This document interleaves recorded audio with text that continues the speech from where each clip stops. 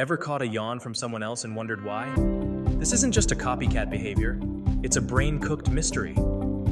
Yawning is contagious, and it's all about empathy. The more we empathize with someone, the more likely we are to mimic their yawn. It's not just humans, animals yawn contagiously too. This suggests it may be a deeply rooted social bonding mechanism. Mirror neurons in our brains might be the culprits. They react to others' actions, leading us to unconsciously replicate them.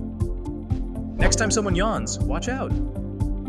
Your brain's natural tendency towards social synchronization might just kick in.